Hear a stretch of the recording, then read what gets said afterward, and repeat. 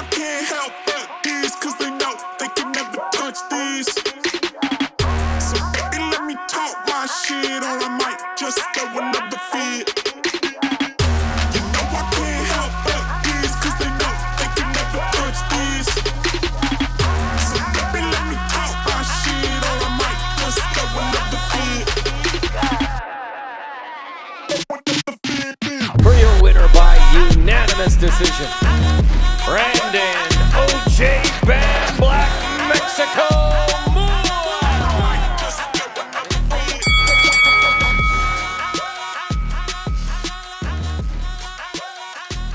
You know how crazy it is to decide that you want to fight people for a living? You know what I mean? Like, that's a wild thing to do. My name's OJ Bam, Black Mexico Moore. Where you from? Polk County, Florida, baby. Polk County, Florida. Polk County, Florida, Lakeland, Florida. I went to school out here, you know, I've grown up in Polk County, living this, you know, I guess Polk County life, you know. Yeah. What you want to know about me? I met Brandon maybe 6-7 years ago. He walked in a morning workout, probably it was 6 in the morning, and he walks in talking about, I want to box.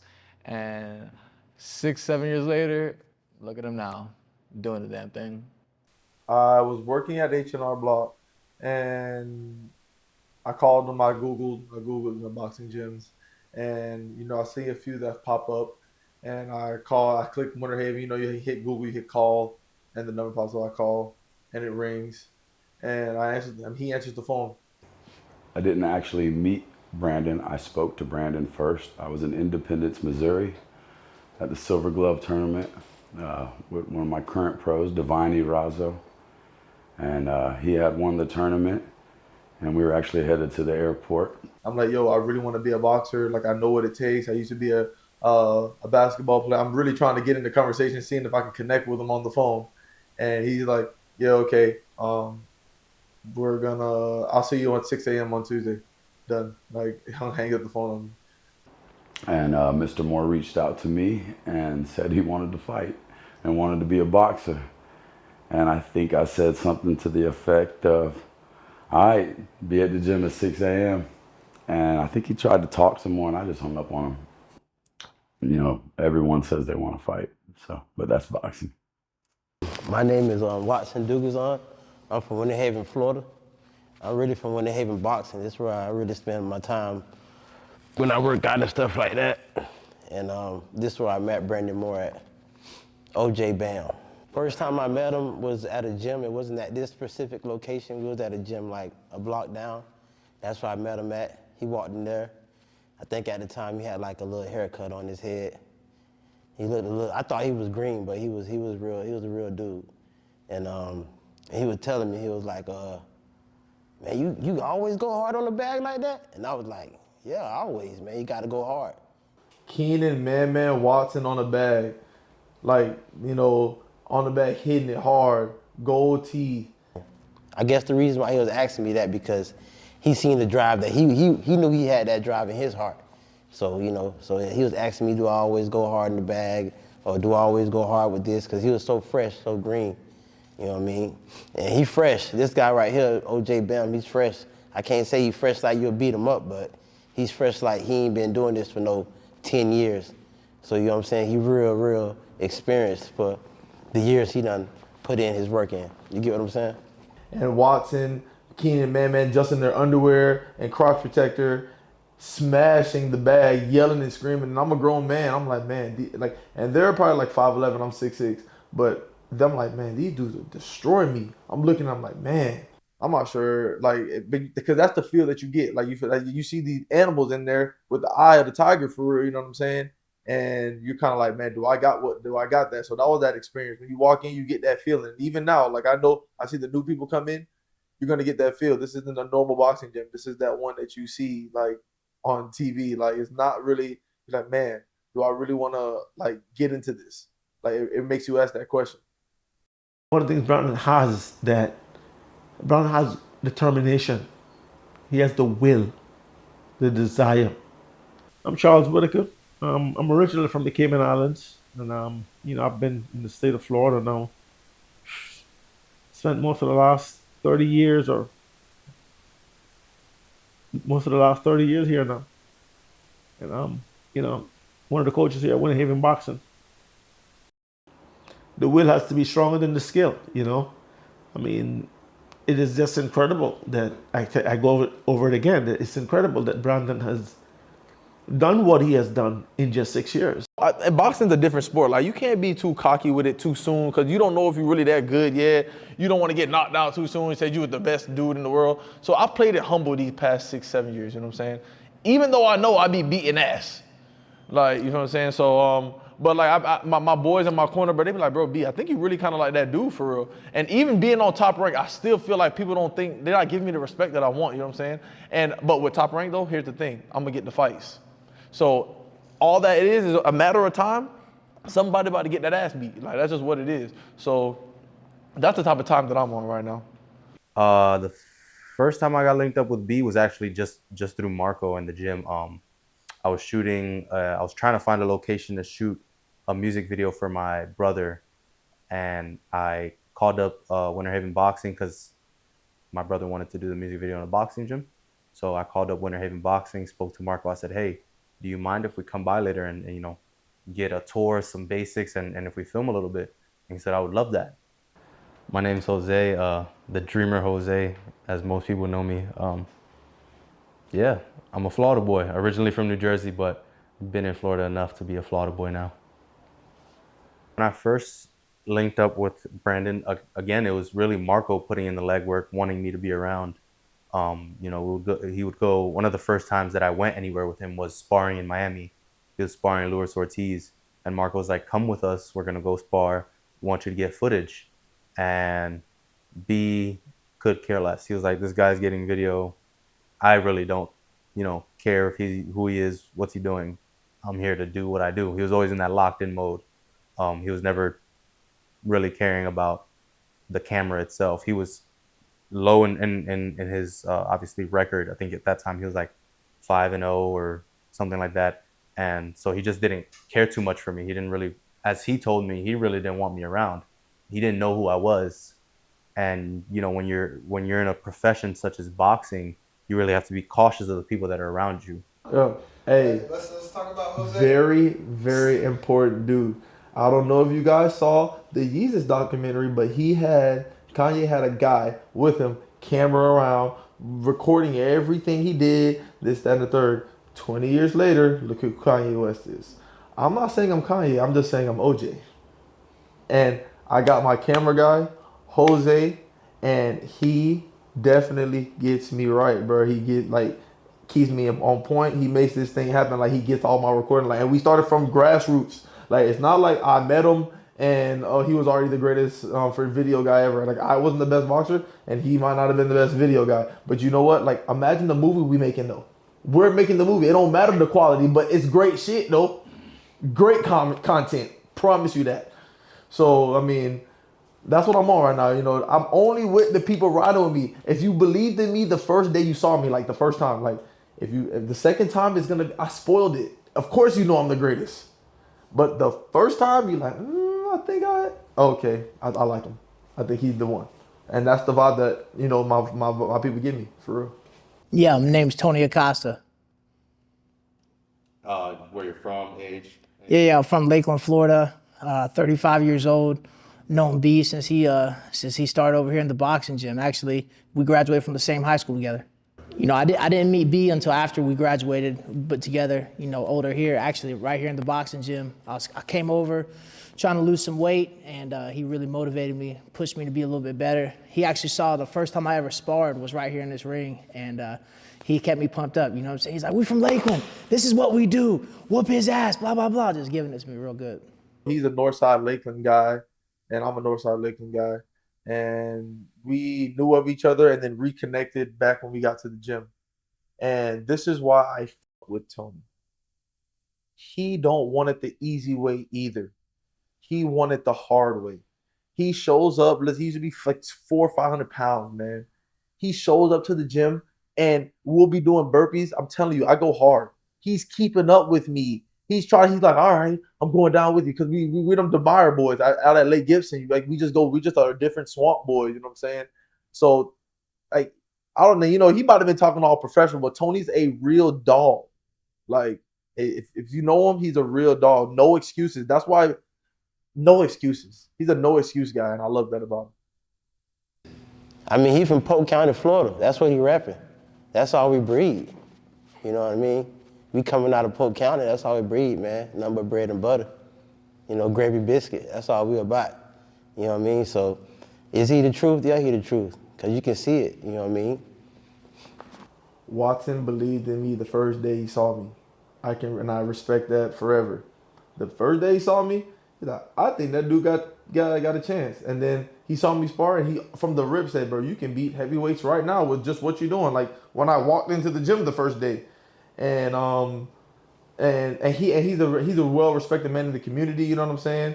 And that means a lot from him. Like for him to show up and be around and, you know, want to be a part of what I'm doing, like he could be doing a lot of other things. Like his time is extremely valuable. And I just appreciate that he always, you know, he always shows love. Like when I don't believe in myself, sometimes he says it to me like, bro, what are you talking about? Like, look at the rankings. Like the rankings say this is who you are in the world. Like that's on paper.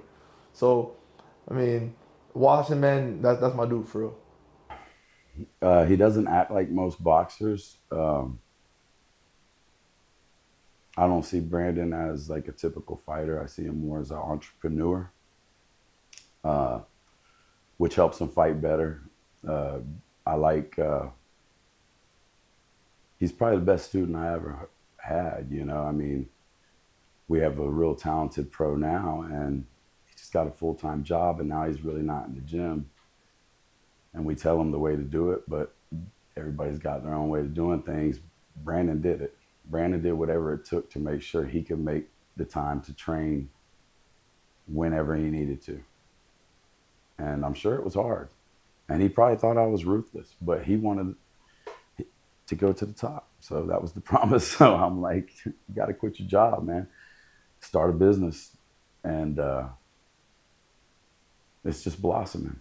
So why not take the man serious? I just train. I train, and as the fight gets closer, my mind locks into the fight. But I'm not even thinking about it, because the moment I think about the fight is when I'm walking up those 3 steps, and I'm like, damn, I just did this dumbass shit again.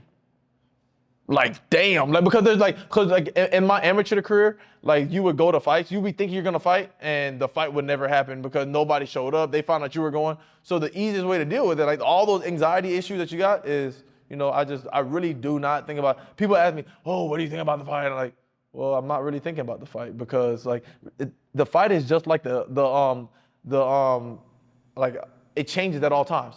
So what you need to be worrying about is what you're doing and being prepared for things to change. You know what I'm saying? I'm not a one-styled fighter. I can fight you this way, I can fight you that way, just depending on what you give me. You know what I'm saying? Like you might give me this one day, and might give me that one day.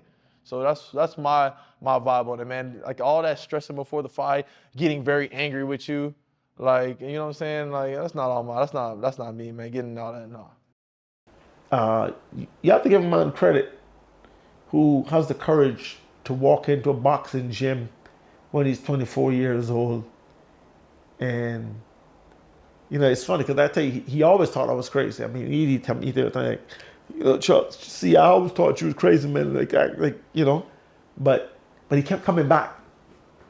He kept coming back, you know, asking questions, show me this, that. And I think that kind of drive, that's what, you know, despite him thinking I was crazy, but he kept coming back, looking for more information. Show me this, that. You know, so you know, you have to, and I'm always willing to help somebody who's willing to help himself.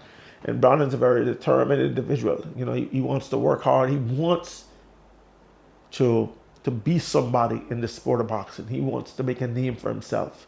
You know how crazy it is to decide that you want to fight people for a living? You know what I mean? Like that's a wild thing to do. And then just to come up, just be like, hey, I want to box, and all of a sudden, it's right there. You know what I mean? Life behind the lens can get a bit crazy. Especially in, yeah. watching from almost the Yeah. third point? Definitely in the beginning, life was a bit crazy behind the lens. There was a lot of fun times that they had together. And I mean, I was there too, so I had fun times, but, you know, I was more or less on just the backside. And so he's definitely matured now. And they both are. Marco has changed over the years, and so has Brandon. And they're definitely coming to this point where they're really like just super locked in, laser focused about business. And, you know, they still have fun. They still know how to enjoy and be grateful and live in the moment, but they're also focused on the task that's ahead. All you heavyweights out here, you know what I mean, thinking they're going, you know, beat my boy up or put him down. Y'all ain't. He tough. He the nail. You know what I mean? And you can't put him down with a hammer. Your hammer ain't big enough. So, like I said, he the dude. Anybody out there that think they can do something with him, they can't.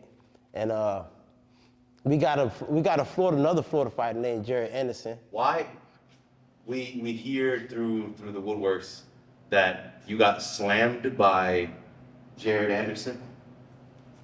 Oh, Like, yeah. picked up, slammed onto the. Yeah.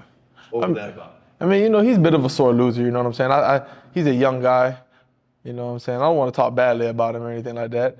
But, you know, he's a young guy, you know, his emotions. Well, I'm playing mind games on you in the game, in the fight, you know what I'm saying? Like, I'm making you play by my rules. And he's not used to that, you know what I'm saying? He's used to being the best all the time, you know what I'm saying? So it was a lot of guys in there, a lot of NBA guys in there, Rashard Lewis. He had imagine, I flew to Houston. I bought my own ticket. Like, I just flew out there. And I went to his gym. I said, yo, can we spar? And I started beating that ass. And I started winning and sparring. And he got a bit upset. So he slammed me. And I promise you this. I don't not like him as a person. But there's only one way as a man that we have to deal with this. Like, I think I'm gonna beat your ass. But I have to beat your ass because I think you kicked me, bro. So that's what I'm on right now, and I have never forgot it. Like, it might have been 3 years ago, but like, bro, like, now you're a grown man. I don't know what decisions you're making now, but we should make that fight happen. You like me, I like you. I'm undefeated, you undefeated. Somebody old gotta go. I can only speak for what I've seen Brandon do in the ring day in, day out, and it's really hard. It's really hard to fathom that anybody else is doing that, especially if they're not at the top elite level. Because at the top elite level, that's all you do. But Brandon has been doing this since he was 1-0. Not many people are doing this when they're 1-0, just dedicated their whole life as if they're already at that elite level. And so I can only speak for what I've seen Brandon do. Is he's no slouch. If there was ever a day where it's Jared Anderson versus Brandon Moore, I know who I'm putting the house on. I think Top Ranks treated us great. I don't really get too personal with the guys up there. I like Brandon to do his thing. But from what I've seen, man, they've been treating us great. Brandon seems to really enjoy them, you know, and he's not too big for the moment, you know. So it's perfect for him, you know. It was meant to be because those moments are not too big for him, nor me.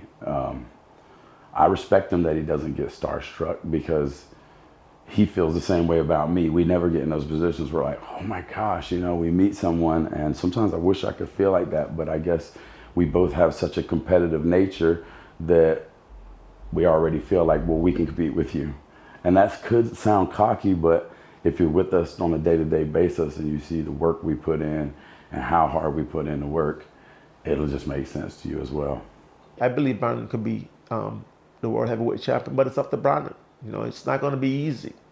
You know, there's tons of guys out there dreaming of the same thing. And I can tell you it's not easy to get to be in a top contender. You know what I mean? Everybody out there is hungry. And, you know, I'm always on him. You know, you hear me sometimes, you hear me telling Brandon, the baby home crying. You know what I mean? At motivation. And you feel tired. I see you look at a little window, I say, Brandon, the baby home crying. When that baby cries, you know, the baby doesn't understand anything. They want a new diaper, want to change your clothes, or a bottle. And you got to provide it. And that's what this is about. But right when he saw the gap and I was like 1-2 drop, he heard me right away. And you can just see it when you play the video, pop, pop, pop. And he just sinks that left hand in there so nice and dropped the guy. He just listened all fight. He's not there to lose. He will listen. He wants to win. He's eager to win. So you got to tell him, you know what I mean?